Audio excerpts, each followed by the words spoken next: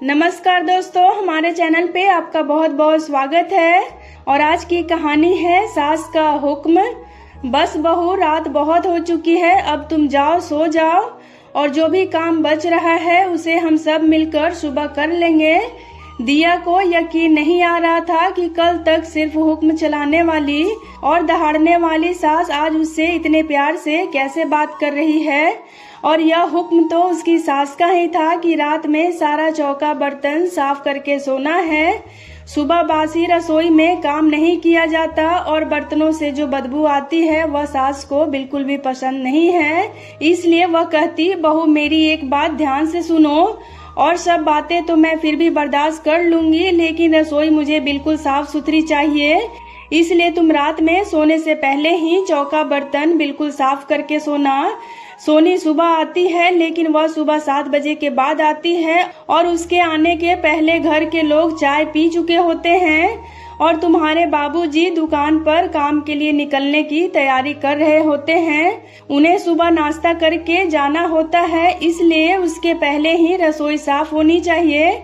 और इतना सारा काम सुबह सुबह नहीं हो पाएगा, इसलिए चौका बर्तन रात में करके सोना ही सही रहेगा।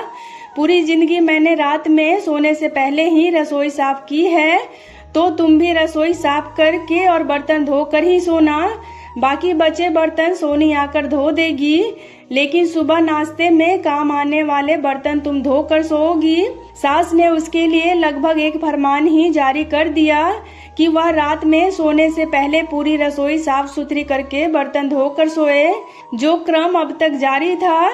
इधर लड्डू के होने के बाद से दिया को बहुत परेशानी होती थी, क्योंकि अभी लड्डू 6 महीने का ही था और सारा काम करते करते वह बीच में जाग जाता, तो उसे हाथ का काम छोड़कर उसे देखकर जाना पड़ता था। इससे उसे काम करने में रात में और देर हो जाती थी।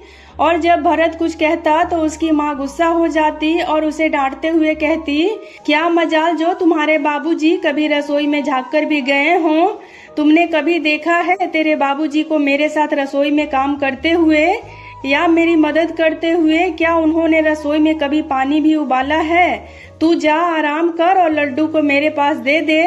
यूं रसोई में घुसे रहना और बीवी के पीछे लगे रहना मर्दों का काम नहीं है। आज पता नहीं क्यों लड्डू भी कुछ ज्यादा ही रो रहा था और रात काफी ठंडी थी, बाहर कोहरा भी था। दिसंबर की ठंडी रात, कड़ाके की ठंड, ऐसे में ठंडी पानी से बर्तन धोना एक तरह से सजा ही तो हुआ। तभी न जाने दिया के ससुर रमेश जी को क्या हुआ। वह उठकर आए और अपनी बेटी पूजा से कहा कि पूजा उठो बेटा, जाओ जरा अपनी भाभी की मदद कर दो।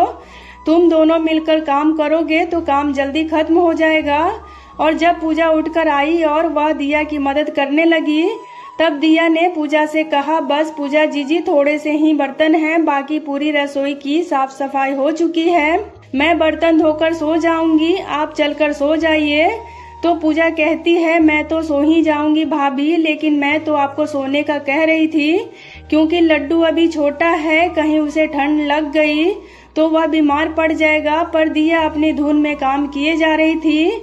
एक तो उसे सफाई का बड़ा मेनिया सा था, ऊपर से परफेक्ट बहू बनने की अदम्य लालसा थी और वही उसे इतना काम करने को उकसाती थी और सास को शिकायत का मौका नहीं देना चाहती थी।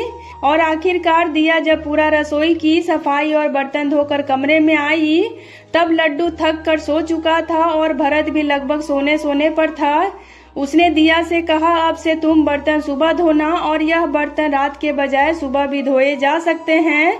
आगे से तुम सारे बर्तन रात में नहीं धोओगी। पता नहीं पति के प्रेम में कैसा आग्रह था, कैसा अपनापन था कि दिया भरत का हाथ थामकर उसे अपने गाल से लगाकर देर तक रोती रही और भारी आंखों से भरत को देखकर सिर्फ इतना ही कहा कि अगली सुबह उसे उठा ही नहीं जा रहा था। उसका शरीर बुखार से पूरी तरह तप रहा था और सिर में दर्द अलग से हो रहा था। भरत उसके लिए चाय लेकर आया तो उसे बड़ा बुरा लगा कि उसके होते हुए उसके पति को काम करना पड़ रहा है। लड्डू भी बगल में नहीं था, उसे शायद पूजा उसकी दादी के पास ले गई थी और शायद पूजा रसोई में नाश्ता बना रही थी। और फिर दिया बोली, अरे पूजा को तो कॉलेज जाना होगा, लगता है उसे आज कॉलेज जाने में लेट हो जाएगा। तो भरत बोला, हाँ पूजा तुम्हारे लिए गर्मा गर्म टोस्ट बनाकर ला रही है। अब तुम जल्दी से उठ जाओ, ब्रश कर लो ताकि नाश्ता कर सको। तुम्हें ठंड में थोड़ी सी बुखार हो गई है। मैं तुम्हें पैरासीटामोल देकर ऑफिस के लिए तैयार हो जाऊंगा। दिया हड़बड़ा कर ब्रश करके जब रसोई में पहुंची तब तक पूजा उसके लिए नाश्ता लेकर आ ही रही थी और दिया को देखकर पूजा बोल उठी, अरे भाभी आप क्यों उठकर आ रही हैं? मैं तो आपके लिए नाश्ता ला ही रही थी। तो दिया बोली, अब मैं सब संभाल लूंगी पूजा जी, आप कॉलेज जाने की तैयारी करो। तब तक उसके सास भी लड्डू को लेकर आ गई थी और दिया से बोली, बहू अब से तुम्हें रात में बर्तन धोकर सोने की कोई जरूरत नहीं है। चौका बर्तन सुबह भी हो सकता है। और उन तीनों की वजह से दिया की बहुत बड़ी समस्या का समाधान हो चुका था। इसलिए वह यूं ही मुस्कुराकर बोली, ठीक है अम्मा जी, आप जैसा कहेंगी मैं वैसा ही करूंगी। और इतना कहकर दिया ने लड्डू को गोद में ले लिया और पूरा परिवार हल्के फुल्के माहौल में पूजा के बनाए हुए टोस्ट और चाय का मजा लेने लगे। तो दोस्तों उम्मीद करती हूँ आपको आज की ये कहानी काफी पसंद आई होगी। तो अगर आपको ये कहानी पसंद आए तो वीडियो को लाइक और चैनल को सब्सक्राइब करना बिल्कुल भी ना भूलें, ताकि मेरी आने वाली वीडियोस की नोटिफिकेशन आपको मिलती रहे। और हो सके तो इसे अपने फैमिली और फ्रेंड्स के साथ शेयर भी करें। वीडियो में अंत तक बने रहने के लिए आपका बहुत बहुत धन्यवाद।